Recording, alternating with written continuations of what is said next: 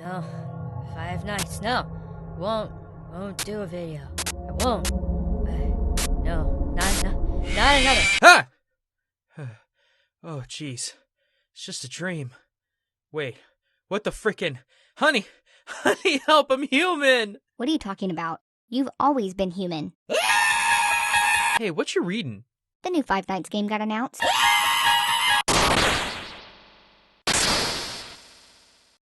Hey everyone, Gaijin Goomba here.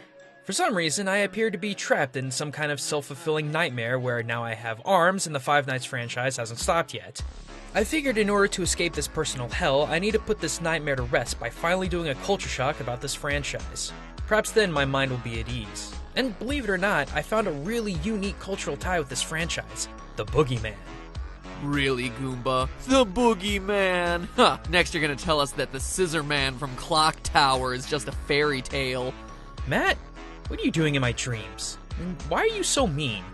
Well, this is a nightmare after all. This isn't the real me. I'm just a mental hallucination personifying your doubt by picking apart your theory in an overly anal way. Which I believe is your number 3 personal fear. Am I right?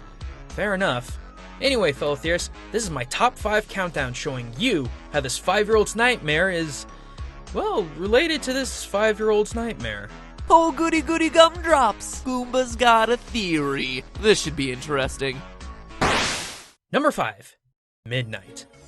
While it may be old hat to say that the Boogeyman only comes out at night, I bet you didn't know that the Boogeyman comes out specifically after midnight, also known as the witching hour, when all manner of monsters, witches, and ghosts roam the earth. It's also when black magic is at its absolute strongest. And how does this relate to Five Nights at Freddy's? Well, what time do you start work? 12 a.m. midnight. From there on in, it's nothing but haunted animatronic monsters trying to kill you, while their horrible powers make you lose your mind with supernatural changes to the restaurant. Oh, come on, Goomba. It's pretty vague, don't you think? Oh, monsters come out at night, and so do the FNAF animatronics. By your own admission, you've said that more than just the Boogeyman come out after midnight. How does singling him out make any sense? Yes, very true, so let's move on to the next point. Number 4. Bad children.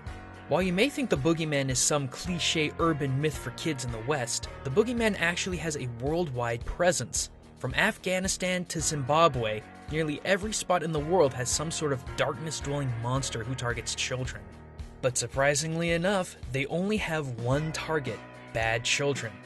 Whether they won't go to sleep, take their medicine, or are generally a pain in the butt, parents around the globe have used this monster as a scapegoat to keep their kids in line by telling them the Boogeyman will come for them if they don't straighten up. Similarly, do the monstrous animatronics of FNAF only seem to go after bad guys. And according to your theories, Mr. Evil Nightmare Matt Pat, the only reason the animatronics seem interested in you and Phone Guy is because the killer had some association with the Night Guard staff. Sounds pretty familiar, huh? Sure, if by familiar you mean speculative, the FNAF animatronics are the ghosts of the children trying to get revenge for their murders, not because they're acting on behalf of parents who can't get their kids to go to sleep. Next point. Number 3. The flashlight. In Five Nights 2, it's literally the only means of survival against the ever-annoying Foxy, while in Five Nights 4, it warded away animatronics in the hallway, pushed aside the plush Nightmare Freddy's on your bed, and kept Plushtrap at bay. Truly, this humble tool was the single solid defense against the murderous animatronics. But how does this connect with the Boogeyman? As stated before, the Boogeyman is a nocturnal monster, only coming out after midnight. It swims in the darkness, drawing ever closer to its prey. However, a quick flash of light from a bulb will send it scurrying back to the closet or bed. And a nightlight will keep the monster from ever coming out in the first place. Oh, Goomba, now you're just being adorable. It's like you got all your big research from Miss Jenkins' 3rd grade class. Spooky things are scared away by the flashlight. Okay, fine. You want hard evidence, Mr. Hallucinatory Nightmare Matt Pat? I got just what you're looking for. Number 2. Stuffing. As everyone knows, in Five Nights at Freddy's, if you're caught by the animatronics, they stuff you in a suit which crushes your body against all the metal frames, wirings, and other mechanical unpleasantries. But in many Latin countries, Haiti, Eastern Europe, and even some Asian countries, the boogeyman isn't just some generic-looking beast, but a humanoid monster named Sackman. Where, you guessed it, the monstrous man stuffs the bad child in his sack and carries him off to his home to eat or simply kill him. Alright, that's legitimately interesting, but it's still pretty far off. I mean, it's a bit of a stretch, really. Seems more like a coincidence than anything else. Alright then, Mr. Nightmare Mad Pat, let's see how you like this. Number 1. Fear. Really, Goomba? Just hear me out. In almost every multinational iteration of the boogeyman, the thing that it feeds on and is strengthened by the most is fear.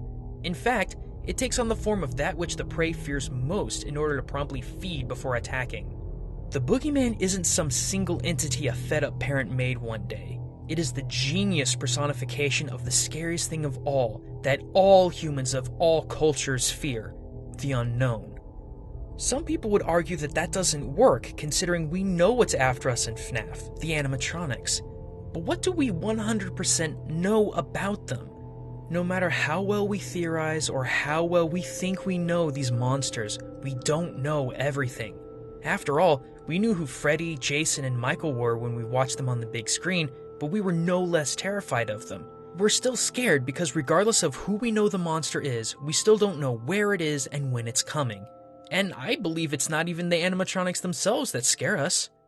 Look at every FNAF game in existence. FNAF 1 introduced Golden Freddy as a supernatural monster that causes hallucinations. Or how about those supernaturally changing wall posters? Five Nights 2? Shadow Bonnie, Shadow Freddy, even the puppet go beyond the situation we know of hiding from animatronics. FNAF 3?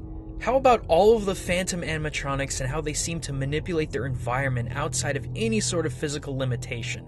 And FNAF 4? Oh, this is the best example. Because I firmly believe these horrific monster animatronics are delusions of our child protagonist, as his brother and his friends torture him by running around the house scaring him in their masks. But that's for another video.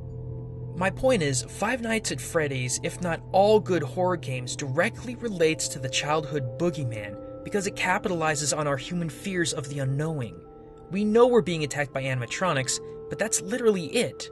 And that's why we keep coming back. It's like you said in your last video, Matt. We keep coming back because we don't understand. We don't know. And we have to know because it keeps us awake at night. We as people of all nations fear what we don't understand. And that is the very essence of the boogeyman. Fear of the unknown. Alright, Goomba. You got me. Using my own episode against me and then putting it into a nice 5-item listicle format? It's hard to deny. I'll give this round to you, Goomba. Don't let it go to your head. I said don't let it go to your head, jeez. I give an inch and you take a mile, Goomba. You know, all this FNAF talk gives me an idea. I need to go away. Think about a few things. Yes! Finally! I've conquered this nightmare. Any moment now I'll wake up and this will all be over. I'm not waking up. Yep. So is this real? Yep. But what about that whole evil nightmare hallucinatory Mad Pat thing? Oh, it's just me. I love that we came up with a dramatic construct for this episode where I could just rip into you for the entire time. So I'm stuck like this? Looks like it. But hey, look on the bright side. At least people won't complain about your voice anymore. They'll probably complain about something else. Who knows? Welcome to the internet. Crap. Well, everyone, while I try to